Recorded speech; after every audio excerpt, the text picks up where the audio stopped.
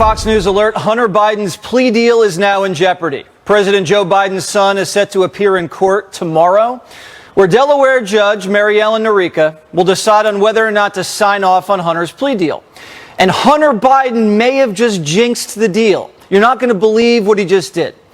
Republican Congressman Jason Smith just filed a brief with the judge, entering into evidence the IRS whistleblower testimony. Basically a legal move to get the judge to think, you know what, are you really going to let this guy off so easy? And Hunter Biden's attorney called the courthouse clerk today and pretended to be a Republican attorney and told the clerk, oops, you know what, we didn't really mean to file all that whistleblower stuff. Can you guys just strike that from the record? Seriously, Hunter Biden's lawyer made a phony phone call to the court and tried to remove the whistleblower testimony. He called and impersonated the opposing lawyer. Hey, this is a Republican attorney Chris Clark. Oh, never mind that amicus brief. Just forget about it. That was an accident. Good day, young lady. Was this Hunter's Sugar Brothers idea? You know, the one who was ripping bong hits off his balcony in Malibu? This sounds like the kind of caper you cook up when you're on cocaine. Hey, guys, you know what we should do? We should just call the courthouse and pretend we're the other lawyer. Democrats just called this whole investigation a clown show, and Hunter Biden's lawyers are making prank calls to the judge on the eve of the plea deal. You can get disbarred for that.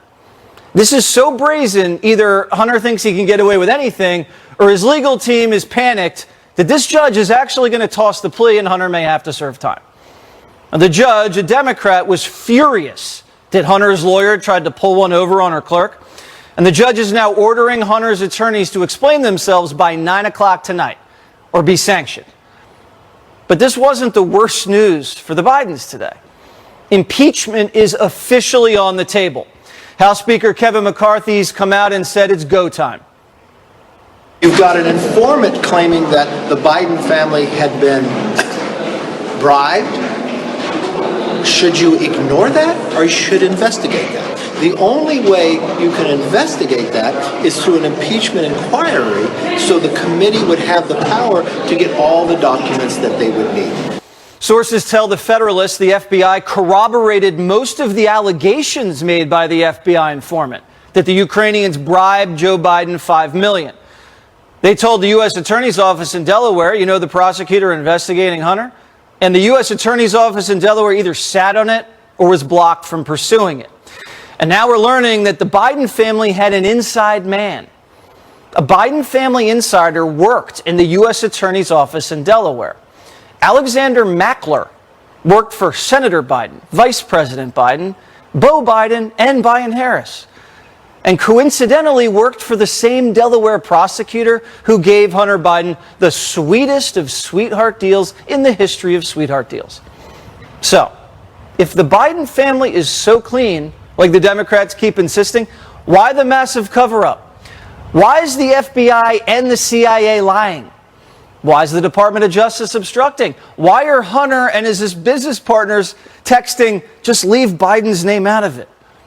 Why does the White House story keep changing, and why does Joe Biden keep lying? And why are all of Hunter's business partners either in prison, awaiting sentencing, or disappeared? And why can't anybody tell me what the Biden family business is? Oh, and why did 10 Bidens get 17 mil from dirty foreign nationals? Bank records show at least 10 of them were involved. So, how can the Democrats claim that Joe Biden isn't involved in the Biden family business when he took over 200 meetings with Hunter's business partners? What, they both like to eat lunch at the same place? Hunter Biden put his dad on speaker in front of his business partners over 24 times. What do you think, they were just talking about the Redskins game? And now Biden's business partners are flipping. Next week, we know Hunter's right-hand man, Devon Archer, is set to testify to Congress. Archer's been through it all. He sat in the same Ukrainian board with Hunter, played ball with China and Romania.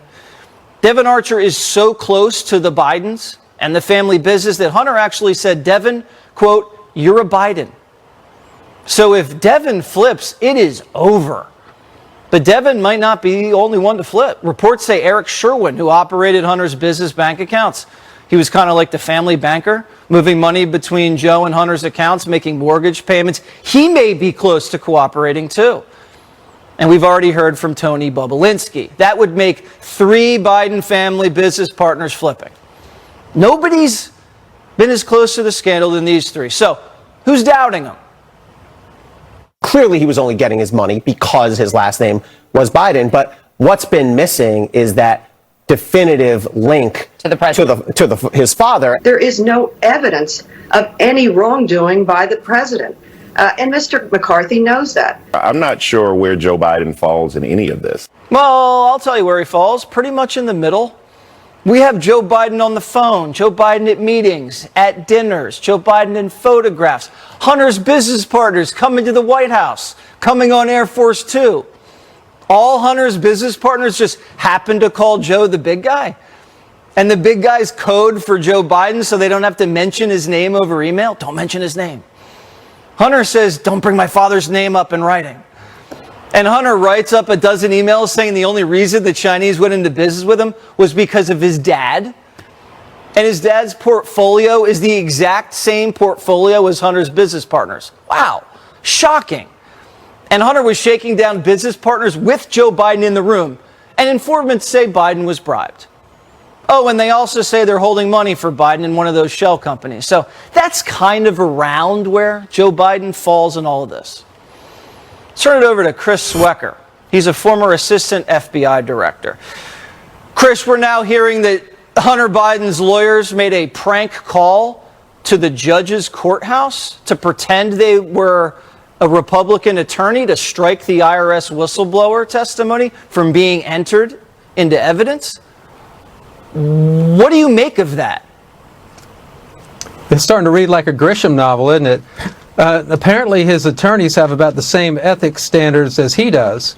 And as you pointed out in your monologue, I think this is a clear case for disbarment of the attorney. If the judge lets him off on this, that just falls in line with everything else that's been happening in the Hunter Biden case. But this is egregious, Jesse, and this can't stand. Is the plea deal now in jeopardy after this phony phone call? I think the timing of the plea deal is probably in jeopardy. I would not be surprised at all if the judge put off the sentencing. In fact, I think the odds are that we won't see a sentencing tomorrow. The Hunter team obviously feared what was going to go in front of the judge in terms of the whistleblower information, to the point where they were willing to do what they did. So, that means that they had reason to believe she would take it into consideration. So I think that this case is changing every day. We're now to the point where I think it's a mountain of evidence against not just Hunter, but Joe as well. And now this. So the House is moving towards an impeachment inquiry. That gives them all sorts of supercharged subpoena powers. It fast tracks the investigation the House is doing. Right now, we're looking at a mountain of evidence. Is there enough evidence already to charge Biden family members with, I don't know, racketeering, money laundering? Yeah, as someone who headed up all FBI criminal investigations, I can tell you that we went to indictment on a lot less than this. I mean, there should be a parade of witnesses going into a grand jury, or there should already have been a parade of witnesses going into the grand jury, and a line around the corner. Bobulinski, Devin Archer, the computer itself, all of the 150 banks, or all the banks that produced over 150 suspicious activity reports, the secretaries of state of the states where these shell corporations were set up, the whistleblower, the 1023 informant who's identified himself. I could go on, and yes, it ties into Joe Biden. You can tell that over the last few days, where he sat in on meetings and he clearly understood that access to him was for sale. And he buttressed that by participating in phone calls and meetings and setting up meetings at the or at least participating in meetings at the White House with all of these, or not all of these, but many of these questionable characters.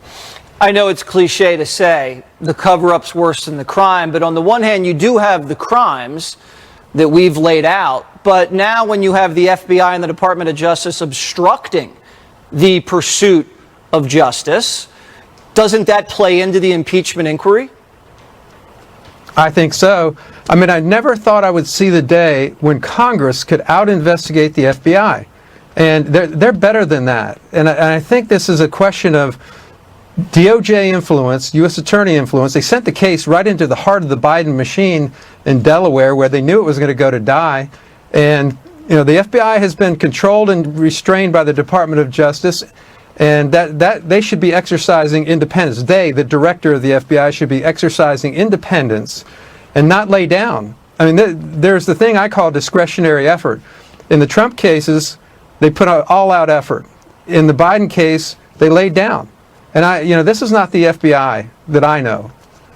That's excellent analysis, Chris. Thank you so much. And we're going to follow what's going on in this Delaware court. The Hunter team has until 9 o'clock to defend the prank call made to the courthouse. Unbelievable. Thanks again.